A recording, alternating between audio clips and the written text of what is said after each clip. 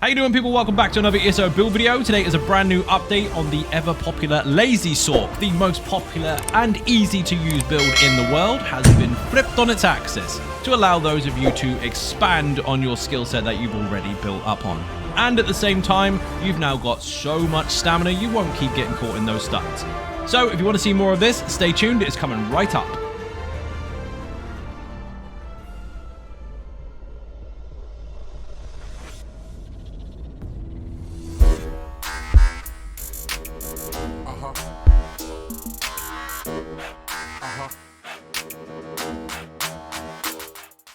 So basically, if you like the original version, don't change anything. It doesn't need to change. I've tested the crap out of it. It is perfectly fine. If not stronger over time, it just works. So if you like the old version, please, by all means, leave the video and continue to do so. But if you're interested in what's changed and why, you're in the right place. Personally, I watched many people interact with this particular character or build, and I watched what they did and didn't do right or wrong. Wall down, heavy attack, can't really get it wrong, can you? You can. So, Bound Aegis is on the bar. It's there to give you Magicka and Minor Resolve. Doesn't need to do anything else. But if you activate it, you get block mitigation for a few seconds. Most people never ever used it. What they did is they dodge rolled all the time, ran out of juice, click, and dead. So we flipped it. Now, instead of using Magicka as a main resource, we will still use Magicka to cast with and have infinite recovery. But instead of using it as a flat stat, we're using stamina.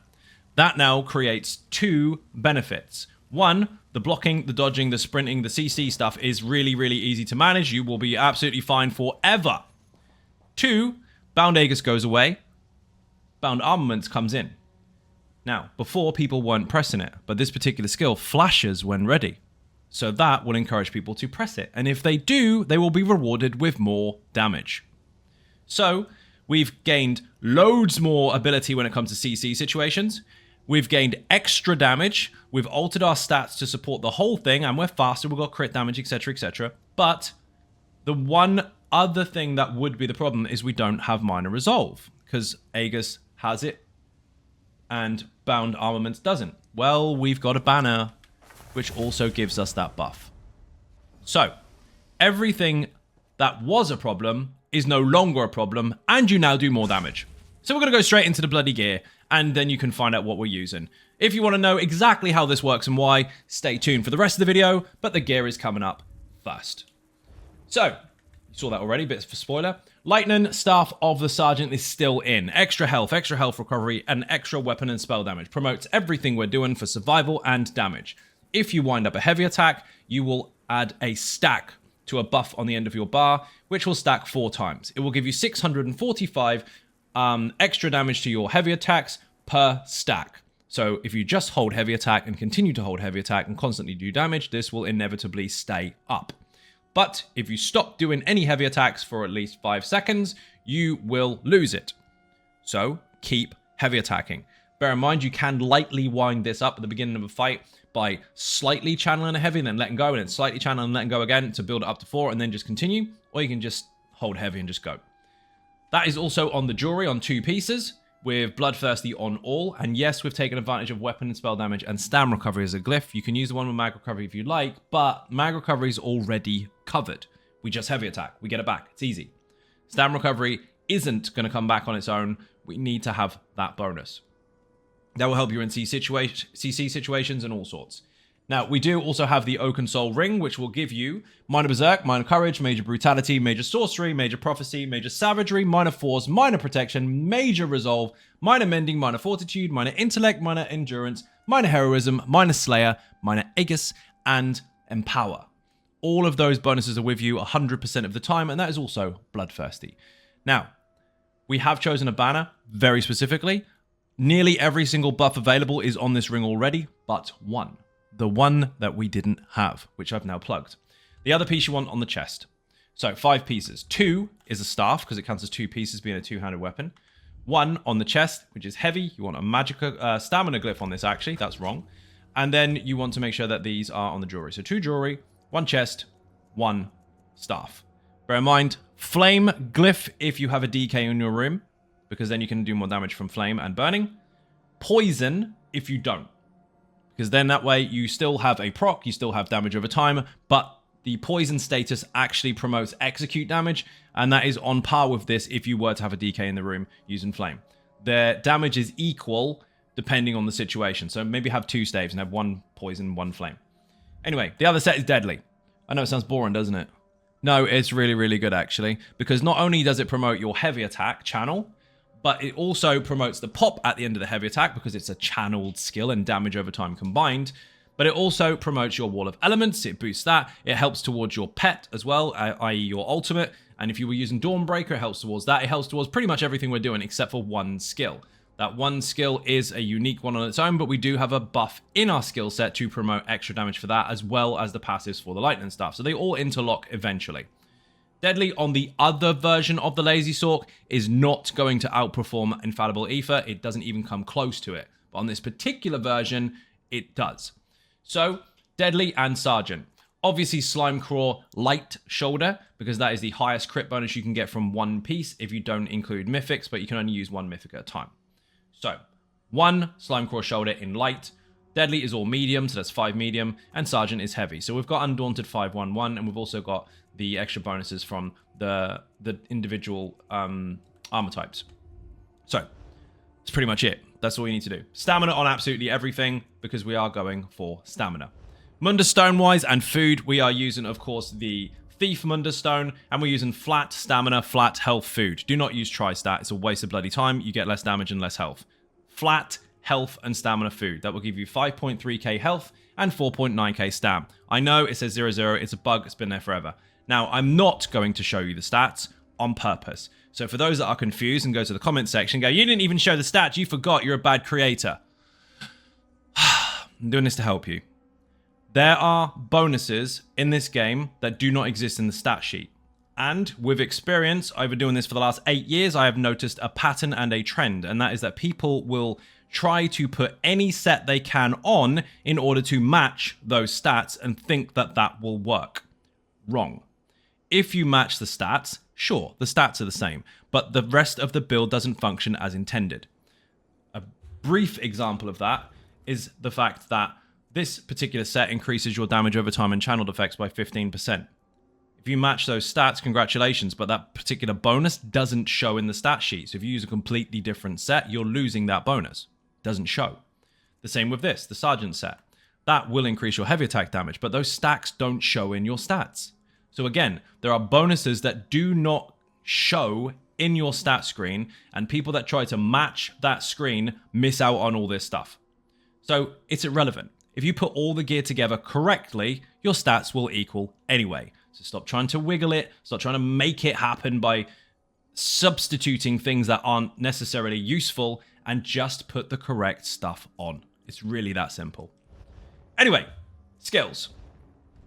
Bound Armaments. This is in the Daedric Summoning skill line. Last one you unlock. We used to use Bound Aegis, and you still can on the other version of the Lazy Sorc if you prefer, but we have swapped to this. Basically, if you do heavy attacks, you will stack up 2 stacks. If you get to 4, you will maximize those stacks. Bear in mind, you can activate this skill at any time. Light attack, you get a dagger. Heavy attack, you get 2 daggers. Heavy attack twice, you get 4. Once you get to 4, it will glow, and then you can fire it. I'm going to demonstrate it very briefly just so it makes more sense, but basically it's this. We go to, this is on the PTS by the way, so yes, all this stuff is free. 1 light attack puts a dagger above your head. 2 light attacks puts 2 daggers above your head. You can fire them now if you want. Or you can be patient. You can heavy, and that's 2 straight away. You can heavy again. Watch the bar. It lights up if you have a target. 4 daggers above your head. Fire them all. Before, that button was being ignored because it was only useful during block mechanics. Now, you can use it all the time. So basically, wall down, heavy, heavy, fire your daggers. That's it. Anyway, that goes on the bar. If you don't fire them, you still benefit from having 8% increased maximum stamina at all times. Next is Unstable Wall of Storms. This is very, very simple. Destruction Staff skill line. Put this on the ground, and then it will have a 10-second duration doing lightning damage to all targets inside of it. And if they are concussed, and they will be, that's a status effect from lightning, they will go off balance. If you heavy attack something that is off balance, you will do 70% more damage to it. And yes, that stacks with Empower, which is also 70% more damage. Now, It is lightning, so obviously it carries its own bonuses, but it pops when it ends. When it ends as in when it runs out, or when you reapply it because the last one is over. So if you watch very carefully, you will see that there's a pop at the end. That pop there, which is quite subtle, that is the burst after it is over. So if you were to leave it running, there's damage over time, great. But if you were to heavy attack, recast, heavy attack, recast, not only are you maintaining it, but you're also getting the extra pop at the end. And that is part of the rotation. Keep that under the target at all times. If that's not on the floor, you are doing it wrong. Next up, your damage shield. Now bear in mind this damage shield is in the Daedric Summoner skill line. Starts off as Conjured Ward, morph it to Hardened Ward. This on the other build, the Magicka version, is stronger because you scale this off of either Magicka or max health. So, with our health being higher than our Magicka, we scale it from that instead. It doesn't scale off of stamina. That's not a huge problem for us. The damage shield used to be 18k, it is now 12. If you have a Warden in your room, that will push this, if you have minor toughness, to around 13, 14k. You can even add some champion points to it if you really want to, because you might not need to get stamina back from kills, so you can inflate this with Bastion, which will again push this closer to around 15k. So you can have a very strong damage shield. But you also receive a heal underneath it as well. Previously, that was about 4 or 5k, now it's about 3. You can crit it, but based on our race, we have got constant heals anyway, so that kind of adds to what we have lost. On top of that, this is scaled off of your maximum health and capped at 72%, so the higher your health goes, up to that point, the stronger this will be. So this is your emergency, oh my god, I'm in trouble, survive for a bit with a damage shield and a heal. It's not as strong as before, but it's still stronger than any stamina-based magic shield you're going to get, or any damage shield that you're going to get. And it is really easy to maintain, seeing as we just heavy attack to get magic back all the time anyway. So your usage of it is not limited in any way, shape, or form with our resource changing, but it is slightly less on the Healy side. Again, we have more health on this particular build, we have more healing, and we have more maneuverability, so it's not actually going to be a problem. Anyway, Crit Surge. Next up, this is in Stormcalling. This is very simple. Don't let it run out. Yes, I know it gives you Sorcery and Brutality, and we already have that. That's irrelevant. What we need this for is the 33 seconds of which, when we do crit damage, at any point in time, once per second, we will heal. So, it's really simple. That is on the ground. This is on. Watch. Heal. Heal again. Heal again. All you need to do is crit. Every second. And that, alongside your damage shield, which you just saw as a 5k heal, which is quite nice, is your survival. Piece of cake. Next is Shocking Banner. Now bear in mind, if you do not have Gold Road, you cannot use this because you don't have access to it. But if you do have Gold Road, congratulations, we're now adding a scribing skill to the mix. Now what you will need to do if you don't have this is go into Stormcalling and for now, use Hurricane. This is an extra skill you'll have to maintain, so you'll have to keep an eye on it. It's not for the resistance bonus, it's just for the extra damage. You will be able to do extra damage close quarter in area of effect, and it will be really, really nice. Yes, it adds more complications if you want to put it that way, but it will still be equal to that of its overall performance. But if you have the banner, you also buff your group. And it saves complications because it is free. You simply activate it and leave it on. If your flag is out, it's active. If it's not, it's not. Now, what is it doing? Simple. Shocking Banner will increase direct damage done by you and any group members inside of this. That includes your daggers and your heavy attack and your Wall of Storms when it pops. Why does it improve your heavy attack? Well, because the Lightning Staff has a channel, which Deadly boosts, and the pop at the end, which Deadly also boosts because it's part of the channel, that part is direct damage. So your pop at the end of the heavy is boosted not only by the set, not only by Sergeant, but also by this. So that makes for very, very large heavy attacks. At the same time, you do reduce your health, magic, and stam recovery, which is not a problem for us. And every 5 seconds while in combat, while you're close to the enemy, this will pop. We don't have a pet, so that part of it is irrelevant, but basically it will do shock damage in area of effect within an 8-meter radius every 5 seconds. Now, the one thing that we lost, swapping Bound Aegis to Armaments, is Minor Resolve. That is not on the Oakensoul ring. Every other option on the banner is already on the ring, except Minor Resolve, so now we still have it. As you can see, top left-hand side of the screen, I've got resistance bonuses. That's an add-on just to demonstrate what is there. 19 and 20. Now, it's 22 and 23. Keep this up at all times. Now, how do you make this? Well, it's simple. Let me get this station up and running so you can see this. You can get this from the Infinite Archive if you've done your scribing quests. You can place it in your house. This is what we are using. We have the banner.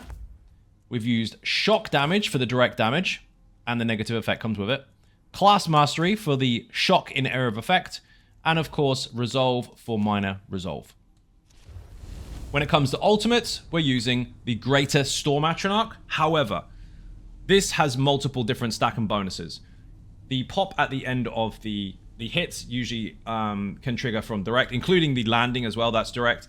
And also the channel is actually damage over time. So both the banner and the sets promote extra damage for this particular ultimate. Also, if someone takes a synergy, you and they will be granted Major Berserk. So that's a group buff for everybody having massive damage output. And this already does a lot. Now, if you're in the Infinite Archive, swap this to the other one. You want the Charged Atronach. That one will fire concussion status effect every 2 seconds in area of effect. It won't channel at long range or anything, but it will cause devastation close by if you have focused efforts. Everyday content, you want this version. Infinite Archive, you want the other one. That's pretty much it. Now, if you've got multiples of these and you're overstacking Major Berserk too much, and you've got too many people in the group using the same shit, then of course, change this to Dawnbreaker. Your heavy attacks will do more damage, your overall will do more damage, you've got an extra dot, and you've got extra weapon and spell damage on the bar. That's it. You can, of course, use Meteor if you really prefer, but you don't really need it. This build is solid with this. Now, passives. Very simple. Get every single dark magic passive, just in case you're using any of these skills. Currently, we are not, but some of the passive bonuses are nice to have anyway, and they work across the board. Obviously, doing dark magic damage isn't an option for us since we're not doing any, but if you did decide to change at any point in time, at least you've already got them. Now, of course, Daedric Summoning, you want to get all of these as soon as you can. Cheaper ultis, you get resources back when you end a summoning skill, which we are, of course, using with these. And, of course, you have extra magic and stamina if you don't have a pet active, and that is if you don't have a permanent pet active. This doesn't affect our ultimate, so we don't have fluctuating effects. It doesn't count. So that's handy to keep all the time. Stormcalling, of course, you want these. They give you recovery bonuses, extra physical and shock damage, and increased damage done to enemies with higher health. We have Bloodthirsty, so that does tip in the scale later on. So while we lose damage here gradually, we gain there in return. So it does actually pay for itself the lower the health anyway. And of course, extra weapon and spell damage for each Sorc ability on the bar. Bear in mind, if you had Hurricane instead of the banner, that would make this an extra 2%, but that is a replacement for the banner if you don't have access to it. If you do have access to it, get the banner all day long. It is going to be insane for you. Now, other passives. Destro. Of course, we're using a lightning staff. If you heavy attack, you will do splash damage to the surrounding targets. As much damage as you do to the target is as much damage as they will receive. At the same time, it will have a pen bonus, so you do go through more of the enemy's resistances with your Wall of Elements and your lights and heavies. You increase your status chance by 100% of the base. So that means anything that had 10 is now 20, anything that had 20 is now 40, and so on and so forth. Also, all direct damage is increased by 12%, as is all channeled damage. Yes, that does work for the actual channel itself from the heavy attack, but any light attacks you do, any pops from the Wall of Elements, and any dagger damage that you do is boosted by the staff. Obviously, you want to get the other passives as well, but those are the ones that are important to pay attention to. Light armor, you do want to get these because we're using one piece of light, so get every single bonus here to give you extra recovery, extra pen especially, and crit chance. It's a small bonus, but this does make a difference, and this one's actually quite substantial. Medium, we're using 5, so this will give you the ability to run faster, dodge roll cheaper, and you get crit damage and weapon and spell damage as well to contribute to your overall flat stats, making you hit harder. And of course, we are using heavy in one piece. This is important. You will get minor resistances, resources back, extra healing done, and of course, extra health for having the one piece. It does make a difference. Reason you want it to be the chest is because it has more resistances than any other piece of armor. We're not using any of this stuff, so we don't really need it. Fighter's Guild is not relevant unless you have Dawnbreaker. If you are using Dawnbreaker, get these passives. If you're not, ignore them. Mage's Guild, we're not using any Mage's Guild skills. If you use Shooting Star, you are going to want to make sure that you've got this bonus here for the extra recovery and magicka amount. It's not going to massively inflate our damage at all because it doesn't actually affect it since we're building off of stamina, but it is nice to have the extra recovery regardless. The rest of it is pretty much bloody useless apart from the 2-second duration. Again, we're not using it. If you want to, you can, but it's not stronger. Undaunted. We are using 3 different types of armor, so we've got a 6% bonus across the board. And of course, if you take synergies, you get resources back. Now, in order to unlock the shocking banner, or any banner, in fact, you are going to need support 5, I think. Maybe it was 6, but either way, you're going to need to get alliance points. Easiest way possible. Obviously, you want to take advantage of that. Go into Battlegrounds. Even if you hate it, suck it up. Go into Battlegrounds, and even if you lose, if you're a complete carpet, smile. It's the only content in the game that guarantees you alliance points. The losers get points. So if you win, you get here faster. If you lose, it is absolutely inevitable. You will unlock it. Cyrodiil, you could run around in circles and never get any points. That is possible. In Battlegrounds, it's impossible for you not to get points so long as you stay for the duration of the game. Now, also bear in mind, that does give you a recovery bonus for Magicka. That does help towards maintaining damage shields if you have to spam them a couple of times. Not massively important, but it's there nonetheless. We are an orc. We are shifting to stamina. So we want to take as much advantage of that as possible by using a race that has stamina. Now, bear in mind, if you are a high elf and you want to keep a high elf, you will still get the benefit from the weapon and spell damage bonus because this one here is the same. They both get it. But as an orc, your running is cheaper. We've now got more stamina and we can sprint faster and cheaper. We've also got extra health. We heal once every 4 seconds, which plugs the gap where we would lose 1 or 2k with the damage shield. And we've got extra stamina full out. So this is absolutely solid. Stamina, health, healing for doing damage, and fast. Again, any race will be absolutely fine, but this one was absolutely solid as a complete shift on the previous version of the build. Obviously, you want to get medicinal use. If you have medicinal use, your potions will last longer. Use tripods to keep up your health recovery, mag recovery, and stamina recovery, as well as your main resources. If it's grey, good. If it's not, use it. Always use your potions, otherwise you're wasting this buff. But if you use no potions, you'll still be fine because you can't run out of stuff anyway. Now, champion points, the easy part. Be pleasantly surprised at this.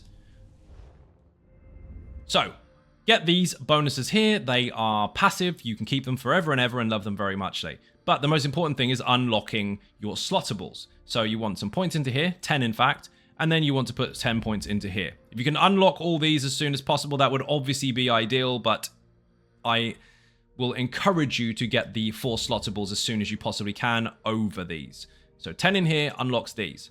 Wrathful Strikes gives you weapon and spell damage towards everything that you do.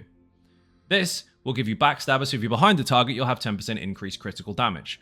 That, based on very specific buffs and bonuses that are quite common in groups, will allow you to hit cap. But there are still ways to go way over that. If you find that you've got too much crit damage in your group, then of course you can bring that down and use something else, which I would encourage Master at Arms.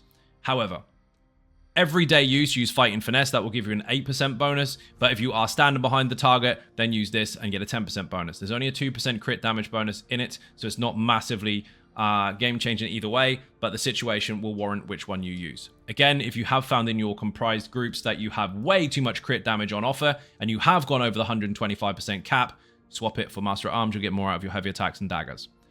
So, short version. Wrathful Strikes, Backstabber, or Fighting Finesse. Mostly Fighting Finesse. Deadly Aim, and above all, Weapons Expert. Light and heavy attacks are increased by 20%. Your heavy attack itself is a single target hit and is the pop, even though it spreads afterwards. The damage done to it is what promotes the AoE. And then this is everything. So, easy peasy. Now, the red stuff, this is quite simple. This doesn't require any prerequisites whatsoever, so health and armor. Now, you want to come down here, get 15 points into here, 10 points into here, max out your health bonus, and then you've got these two. This will give you magic back when you kill stuff. This will give you stam back when you kill stuff. If you find that you don't need the stam recovery at all because you're actually maintaining very, very well and your bar is up all the time and you just need it for the odd dodge roll here and there, then of course you can boost into Bastion and take that one away. That way, if you do so, your damage shield will then go up instead of being 12k, it will then go up to 14.5, which is pretty damn big for a stamina built character, if you like. Now, the green stuff has been altered in this particular update, and you'll be very pleased to hear. All this stuff is now passive. You don't have to choose to slot them. You get them anyway. So if you buy all these, they are with you. As you can see, I've only slotted 3. Technically, you only need to slot 1. This one here. Between fights, you're faster. That's pretty much it. The rest of it is all quality of life. I have obviously got a gathering one and a stabby one, which is quite fun, but you don't need them. All this is passive. So I see a big change coming for champion points very, very soon, where it might actually be relevant to get to 3.6k rather than just picking 4 slotables and done at halfway point. But we'll see. Rotation. This is bloody easy. So, if your banner isn't present, make sure it is. That's it. Stay away from enemies because you'll trigger fights because this fires every 5 seconds. All you need to do is maintain your crit surge and keep a wall of elements underneath that target. While that is present, heavy attack. And you'll notice that your bound Aegis or bound armaments is currently solid. It's not grayed out. If you do another one, you've got a lit up button. So fire it. Now here's the rotation. Don't look at the numbers. I've already triggered the fight. It's irrelevant. Wall down. Heavy. Recast the wall. Heavy. You've got 4 stacks now. Daggers. Heavy. Wall. Heavy daggers. Heavy wall. Heavy daggers. Now, how do you apply that in a way that makes sense so you can never, ever, ever mess it up? It's very, very simple. Let's hide this here. Your wall of elements is an insta-cast skill. So is your dagger. But if you activate your heavy attack and hold on to it and don't let go, as you can see here, I won't let go of the heavy attack. I am maintaining this indefinitely. I'm not going to let go. During that heavy attack, if I press the wall of elements without letting go, it will trigger itself and fire when ready. Now watch very carefully. I'm going to press the dagger on the square mid-heavy attack without letting go of the heavy. I've already pressed it. It's going to fire by itself. I've already pressed the wall. It's going to fire by itself.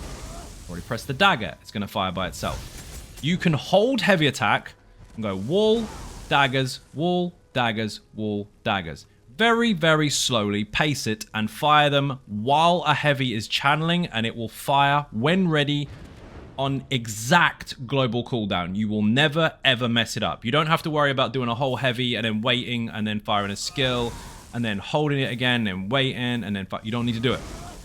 Hold heavy, press the skill during, and it will fire. Hold heavy, press the skill during, and it will fire. The way they're set up, wall, dagger, wall, dagger, wall, dagger, means that every second heavy, first one being the wall, second one, press your daggers, you're guaranteed 4 daggers every single time. In the meantime, maintain your crit surge. So, short version is this. Banner active, obviously, at all times. Crit surge. Drop the ulti, wall down, heavy number 1, recast the wall, heavy number 2, daggers. Wall, daggers. Wall, daggers. Now, you are sitting on a dummy that doesn't have any debuffs on it, and you're currently sitting on like 37, 38k DPS, fluctuating between 36 and so on, depending on whether your ultimate is present or not. When you're on the actual large target dummy, it is a lot more substantial than that. Obviously, you have to consider that these are bloody rigged, and they have very, very specific buffs and bonuses on them, but this is what you're looking for. You're looking overall at about 80 to 82 if you're very, very lucky. If you're not lucky and your crits suck, you're still going to guarantee 75 all day long. So it's really not that difficult to apply, making content far, far easier for you so you can focus on all the mechanics. You don't have to do much in your rotation. You don't have to worry too much about what the fuck is going on, because it gets very, very stressful spamming loads and loads of buttons and tracking loads and loads of timers while doing new stuff. Anyway, this here, heavy, make sure your wall goes down. Yes, you cast it twice to start with, and then daggers. As you can see at the moment, sit on a rather healthy 75, 79, and escalating. And that will fluctuate up and down as you go. Currently 80, 84, 81 again, and it will go up, down, up, down, up, down, up, down. That is obviously at the beginning of the fight where you do more damage. Listen carefully. Your passive makes you go down in damage by 1% every 10% of the fight.